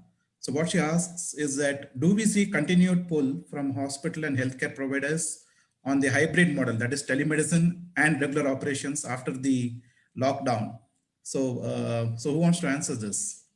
So I are can we going to start. continue both telemedicine and regular operations, or is it going to be regular operations? Subodhji. I can start on that because I had some discussion about this, and then you can take at least for the US side, and then you can comment on the India side. So actually, the hospitals are already working on that in the US on that model. So healthcare borrowed this idea from all the, like, Microsoft announced that you can work from home forever, and Amazon told until next July. So healthcare hospitals, at least in the US, the cost is humongous right now. Healthcare cost is among the highest in the world by big margin. So they realize that a lot of things can be done very nicely through telemedicine. Like, some of the consultations where they're really not going to check anything. They will just look at your report and they will discuss about it. You don't need to go, and cost can be reduced significantly for that. Also, the resources are limited, so they can be utilized. Certainly, we are going to see a combination, and the hospitals are already getting ready for that. The challenge here is that what kind of services, how often, what will be the adoption, that they don't know yet. But they are getting ready for that. They are training even patient on that direction. So, Anume, I can tell you, at least in the setting of US, we are going to see a lot more. So a lot of things that happened is going to stick around. So there's a stickiness to that. Now, I'd like others to comment on what this expect in India is going to happen, or how hospitals are. Yeah, I think this is going to stay here because in our present practice, almost 80% patients are seen physically, but still 20% is through telemedicine. The percentage has just reversed as far as my practice is concerned. But let me go through the next questions, which is probably connected to this. Palnishwari asks, she has 4 questions here. How are we going to deal with the data security and doctors' acceptance on this technology? I'll come to the second part of this question. Many doctors are not yet comfortable with telemedicine, and people were forced to do telemedical consultations, but then telemedicine typically takes more time than a physical consultation. If I can see a patient in 15 minutes, the time taken through telemedicine is double of that, because you have to do most of the things yourself. And secondly, you don't have secretarial assistance in many of these consultations. And then you are still worried about that, missing out on something which you would have done better if you have seen the patient. So that concern is always there in doctors' minds. But having said that, for follow-up consultations, it does become easy. For new patients, probably you're a little bit skeptical. Now, the other 2 questions probably Rahul can answer. What is the cost of technology and how the technology will reach to the remote areas? So, Dr. Rajesh, I would go back to what Dr. Dilip said. The technology itself is never a challenge. So technologies can come up with solutions for absolutely anything. The 2 or 3 issues that we face is the physician going to use the technology, and who is going to pay for this? So even as a primary care company, every week we receive requests from at least 2 or 3 technology startups saying, I have an extremely innovative diagnostic tool which I want you to integrate.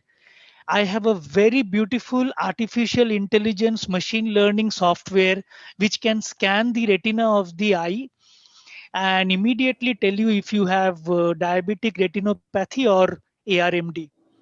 So the technology we don't think is a challenge for us. So what is a challenge for us is the technology able to reduce the cost of the care? Is the technology able to multiply a physician?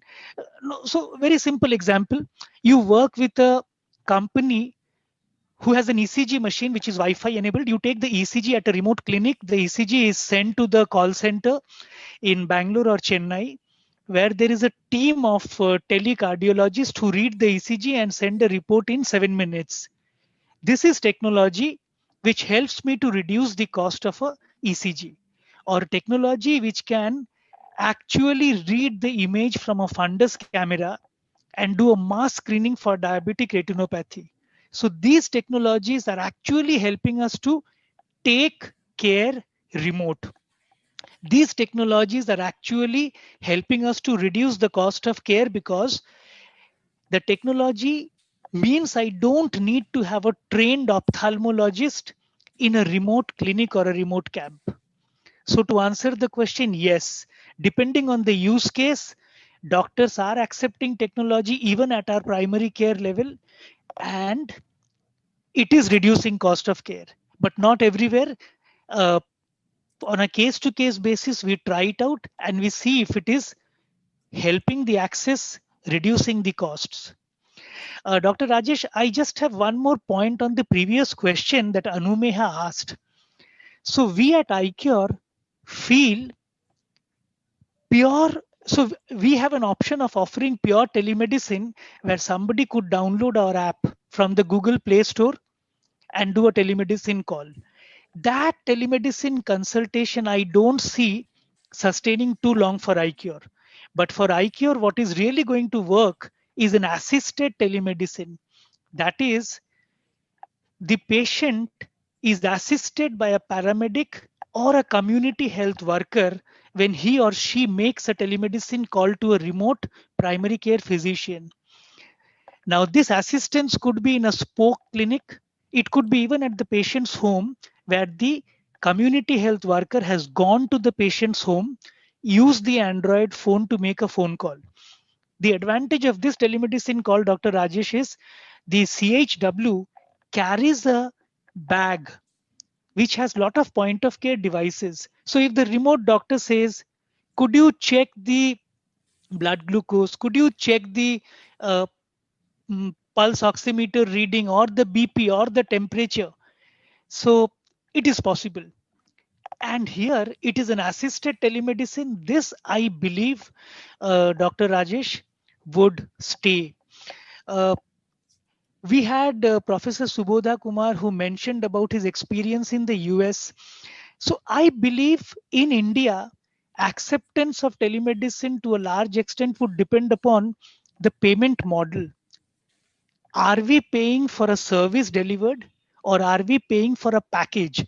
So let's say a hospital has sold a package and he has an option of offering a telemedicine consultation vis-a-vis getting the patient coming to the hospital, going through the waiting period and meeting a doctor.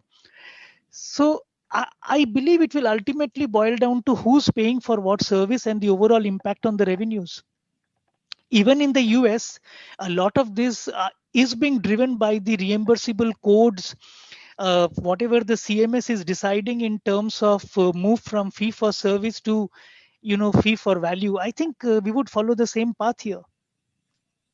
So to add to that point, before March, a lot of these were not reimbursable, what is being reimbursed right now.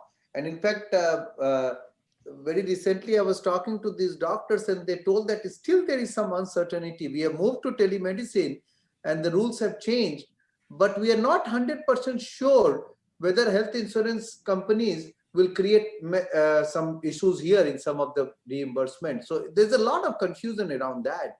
So it has to be resolved, then only we will know what will happen here. Absolutely right. Yeah.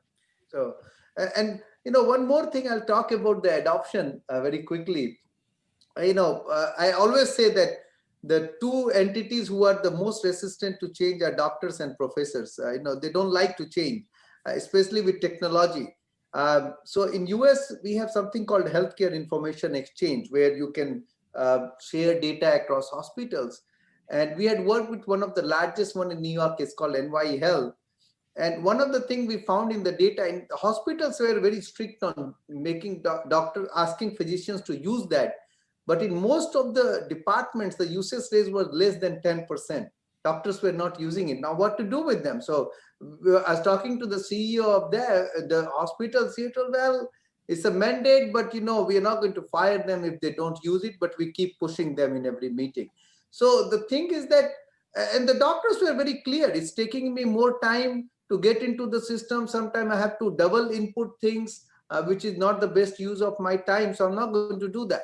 So then now they have changed the process. They have hired another person to do that for doctors. And I think they're more comfortable doing that. So they had valid point. It's not that they were just resistant to it, jokes apart. So I think you're right. What Dr. Rajesh was saying, if you don't have any help in telemedicine, you're spending double the time, there is going to be resistance on that. So I think it's not an easy problem. Doctors' acceptance is going to be a problem unless we have some better mechanism to do that. Yeah, thanks, Dr. Kumar. Palanishwari has raised a very important question of data security and what its implications are going to be. And Dilip has commented on that consent is mandatory. Now, we have had a lot of webinars, and most of our conferences are through webinars now. And many people were skeptical even to come on Zoom, saying that their emails may get hacked and all the data might go off. So that's the serious concern many people have. But from the consent perspective, when somebody walks into your clinic, it is assumed that they are given consent to be examined and treated. Similarly, when somebody approaches a doctor through telemedicine, I think the consent at that point of time is already there. So I don't think we need to have a separate consent signed for telemedicine consult. That's what the understanding I had out of attending various telemedicine webinars. Dilip and Rahul can comment on that. Yeah, sorry, Dr. Rajesh, that is a very sticky point for me, and it is a fallacy, unfortunately. Implied consent is what you're talking about, and that's fine. If it is very clear that they're already coming for a consultation, that is implied consent. Now, the problems with implied consent is that there is no documentation trail for it. So, for example, the Swasth ecosystem or the Bharat Health Stack, they're actively working towards a consent manager. Now, that consent manager is being adopted from the UPI Aadhaar consent manager, which is another debate altogether. They have to modify that consent manager for healthcare. And I hope they do a good job on that, because as healthcare providers, the onus of taking the consent is on us. But when something bad happens, it is going to fall towards how strong our consent management was. And if we are going to rely on implied consent, which is what you were describing, I think that's a slippery slope. And we as telemedicine providers need to set the guardrails and say, without implicit informed consent, we are not doing this. Because, we don't do it in real life. Why should we take a weaker system when we are going to the telemedicine platform? So we are pretty hard on that, even in the ICU space. We in fact bake that into our contract and say you need to get dedicated telemedicine consent in your ICU admission itself. Otherwise, the onus lies upon you. We are very categorical about it, because these things are going to get even stronger. So when the PDP bill gets passed, this is going to be pretty strong. So we should not have a dilute way of doing that, because we should start strong from day one itself. That is a hardline stance that we have taken, and it is patient-centric. I'm not interested in protecting ourselves. While that is a side effect, my main intention here is to empower the patient. And if the patient doesn't want to share data, or they don't want to take part in this, that should be implicitly clear from day one. And that is sort of the foundation of where we stand on this. And it is patient-centric. In the end, it helps the doctor as well, but the patient-centric focus on consent is something that we are very clear on. And that relates to the point I was making about communication. It will enhance the doctor-patient communication and buy-in as well. And communication is unfortunately not a strong suit in the MBBS curriculum. And the reason why I mentioned that, in the US, communication is very ingrained. So telemedicine is easier to succeed when your baseline communication is better, because the screen is a barrier to communication. So what is happening is that you're taking someone with strong communication, putting a barrier, telemedicine will still work. But in India, when the communication level is low, you're putting a barrier and now expecting the healthcare system to jump over that barrier without raising the foundation of communication, telemedicine will fail. So like Mr. Rahul was saying, technology is not the problem. We need to solve natural stupidity before we reach artificial intelligence. Let me put it that way. Rahul, what is your system of taking the consent, and how do you go about with that? Okay, we are in a gray area, Dr. Rajesh. We work with the implied consent, though the actual consent is part of the app. But in a way, unlike Dr. Dilip's case, we are a primary care service provider. So we seldom anticipate emergencies. We seldom anticipate critical situations.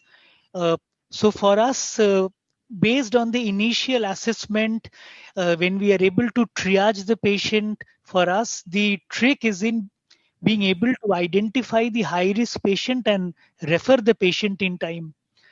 But I think I'll check with our tech team and see if we really need to build in those, explicit consents and get the patients to agree to it.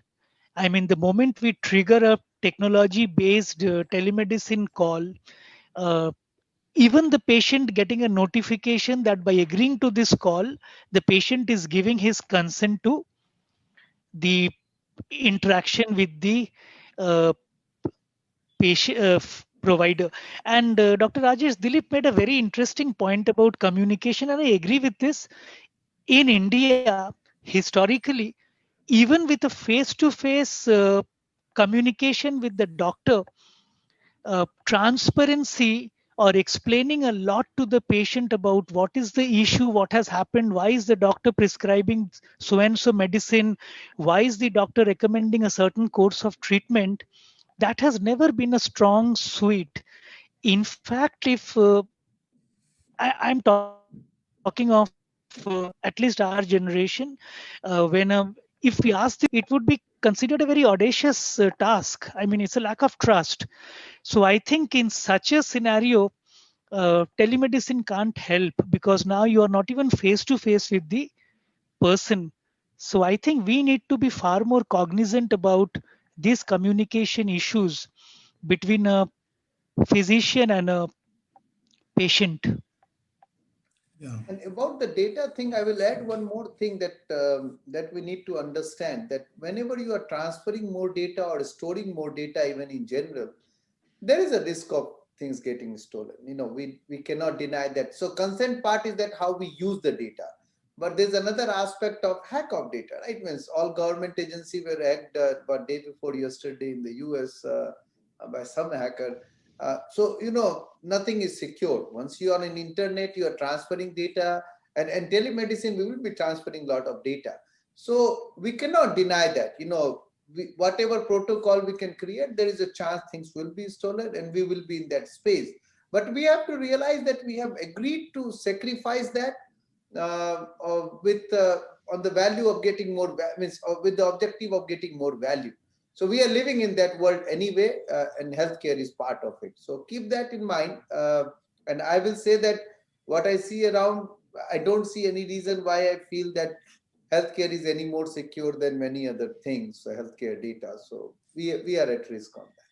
Yeah, thanks. I think we are just running short of time. But I think, Arnaz, you should plan for a rediscussion on the aspects of telemedicine in near future. Although we have had several rounds of discussion on telemedicine in the last, when the pandemic started, but I think we are still, a little bit confused and, treading certain gray areas. I think all of you will agree that we had a very fruitful discussion today. A lot of positives to, take home from this COVID, although COVID itself was quite devastating. At least there are new avenues for continuation of telemedicine care, and probably reaching out to peripheral areas with, more healthcare delivery, and probably taking tertiary care to the peripheries, which is technically feasible, I think. And then probably we can think of, with improved delivery of healthcare to peripheral areas, probably we can think of reducing the cost of healthcare, in the near future. So with that, I hand over the proceedings back to Arnaz. Thank you, Dr. Rajesh. Thank you, all the panelists and our guest speaker, Professor Subodha. With this, we come to the end of session 1 just now, and we will reconvene for session 2 at 11:25. So request, in fact, it would be nice if you all come back online at 11:20, so that it gives us some more time to proceed. Thank you all. Thanks a lot. Arnaz, if I may just like to propose a formal vote of thanks to one of the very, very good discussions that we had. It covered such a wide spectrum, from COVID to pandemics to telemedicine to data security, and having the keynote speaker, Professor Subodha, is a great honor. And every single panelist, Dr. Rahul Chatterjee, Dilip, and Rajesh and Manju, have been outstanding in their perspectives. They've been there and done it, so it's not some armchair discussion. And Subodha sort of spearheads the technology and healthcare and information systems in the US and published in the top journals. So it was absolutely mind-blowing. What we do intend to do is basically to bring out a monograph, and that should happen sooner than later, maybe within 2-3 weeks. We'll send you drafts to check out if you're okay with the veracity of what has been put there, and we don't misquote you. But this will be something that we want to take to the governments, various state governments, Government of India, send to the health ministers and secretaries and so on, so that at least people know that we are talking about these things and there are some issues that have to be deeply thought about. With this, I'd really like to say that by your presence here, all of you have added a new feather on EHAC's cap. It's a very niche group trying to see how we can ideate and take to the country and the world equitable healthcare so that the poorest person has access to the best healthcare possible, like LVP has done, or Narayan Hrudayalaya did it during the founding years, or Arvind Eye Care has done it. With that, once again, sincere gratitude, and we hope that you will be part of our initiatives in the coming years to guide us as we grow. Thank you. Thank you. Thank you. Thank you. Thank you.